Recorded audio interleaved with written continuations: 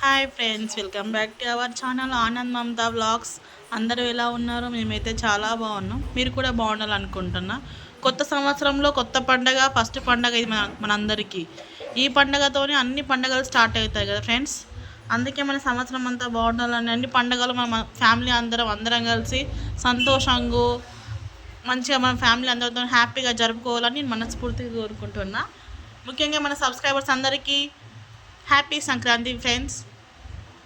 పండగ ఫెస్టివల్గా పొద్దున మార్నింగ్ నుంచి స్టార్ట్ అయ్యింది. ఇక పొద్దున 5కి లేచి ఇంట్లో పనులన్నీ చేసుకొని ఇంట్లో పనులన్నీ కంప్లీట్ అయిపోయినాక ఇక మా మమ్మీ కూడా హెల్ప్ చేశాక ఇక బయట మా మరదలో నేను మా చెల్లెలు అందరం కలిసి బయట గేట్ ముందు ముగ్గేద్దామని డిసైడ్ అయ్యి 6 o'clock స్టార్ట్ చేసినాం ఫ్రెండ్స్.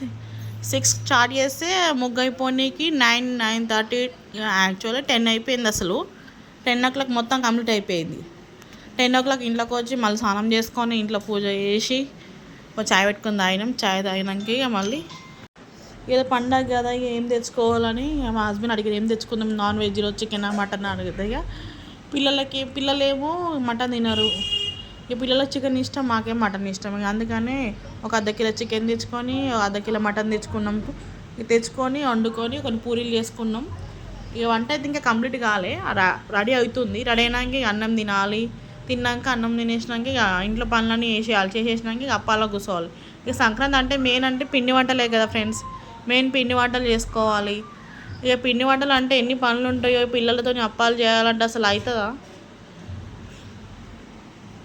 ఎట్లా అవుతుందో ఏమో చూడాలి. మళ్ళీ మేము స్టవ్ పైన చేసి అప్పాలు మెత్తగా అవుతాయి. అసలు టేస్ట్ ఏం బాగుండే, అసలు ఎప్పుడు మంచిగా ఉండేవి స్టవ్ పైన చేస్తే.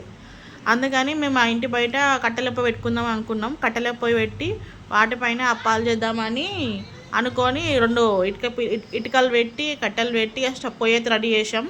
ఆ వీడియో నేను నెక్స్ట్ వీడియోలో పోస్ట్ చేస్తాను. వీడియో నచ్చితే లైక్ చేయండి ఫ్రెండ్స్.